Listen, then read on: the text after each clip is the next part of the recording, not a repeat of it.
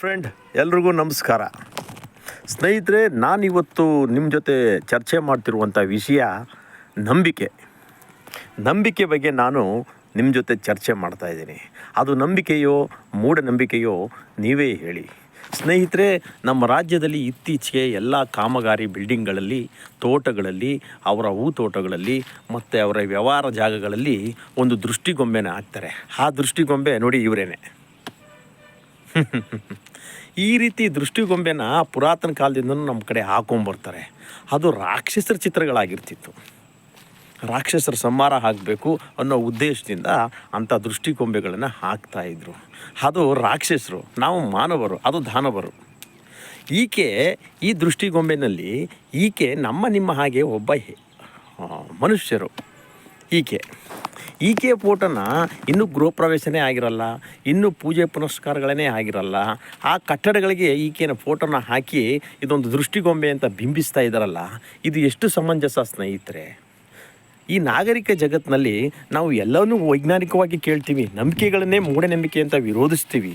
ಈ ವ್ಯವಸ್ಥೆ ಒಳಗೆ ಕಾನೂನವರು ಇದೆಷ್ಟರ ಮಟ್ಟಕ್ಕೆ ಚಂದ, ಇಂಥ ಮೂಢನಂಬಿಕೆಗಳೆಲ್ಲ ಹದ್ದುಬಸ್ತಕ್ಕೆ ತರಬೇಕಲ್ಲ, ಇದು ಶೋಭೆ ಅಲ್ಲ ಅನ್ನೋ ಒಂದು ವ್ಯವಸ್ಥೆ ಕೂಡ ನಮ್ಮ ಈ ನಾಗರಿಕ ಸಮಾಜದಲ್ಲಿ ಇಲ್ಲ ಸ್ನೇಹಿತರೆ. ನಮಗೆ ಭಾಳ ಬೇಸರದ ಸಂಗತಿ ಅಂತಂದರೆ, ನಾನು ಸುಮಾರು ಜನನ ಕೇಳಿದೆ, ನೀವು ಯಾಕಪ್ಪ ಇದನ್ನು ಇಲ್ಲೆಲ್ಲ ಇಟ್ಟಿದ್ದೀರಾ ಅಂತ.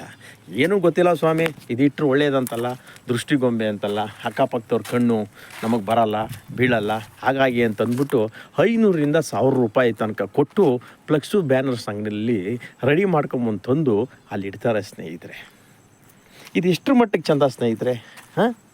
ನಮ್ಮ ಕಡೆ ಹಿಂದೆ ಒಂದು ದೃಷ್ಟಿ ಏನಾರ ಹೋಗಬೇಕು ಅಂತಂದರೆ ಒಂದು ಹಸುವಿನ ತೊಪ್ಪೆ ತೊಗೊಂಡು ಒಂದು ನೀರು ಹಾಕಿ ಅದರಲ್ಲಿ ಗಣಪತಿ ಆಕಾರನ ಮಾಡಿ, ಅಂದರೆ ಒಂದು ಹುಂಡೆನ ಕಟ್ಟಿ ಅದರಲ್ಲಿ ಗಣಪತಿ ಇದ್ದಾನೆ, ಗಣಗಳಿವೆ ಅಂತ ಹೇಳ್ಬಿಟ್ಟು ಅದಕ್ಕೊಂದು 4-5 ಗರಿಕೆ ಸಿಕ್ಕಿಸ್ಬಿಟ್ರೆ ಎಲ್ಲ ದೃಷ್ಟಿನೂ ಪರಿಹಾರ ಆಗಿಬಿಡ್ತಿತ್ತು.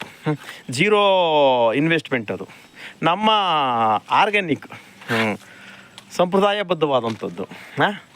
ಆದರೆ ಇವತ್ತು 500ರಿಂದ 1000 ರೂಪಾಯಿ ಕೊಟ್ಬಿಟ್ಟು ಆ ಅಮ್ಮನ ಫೋಟೋನ ಅಲ್ಲಿ ಹಾಕ್ತಾ ಇದ್ದಾರೆ. ಆಕೆ ಬದುಕಿದಳೋ ಸತ್ತಿದಳೋ, ಸತ್ತಿದ್ರೆ ಯಾವ ರೀತಿ ಸತ್ತಿದಳೋ, ಬದುಕಿದ್ರೆ ಯಾವ ರೀತಿ ಜೀವಿಸ್ತಾ ಇದ್ದಾಳೋ ಆ ಭಗವಂತನೇ ಬಲ್ಲ.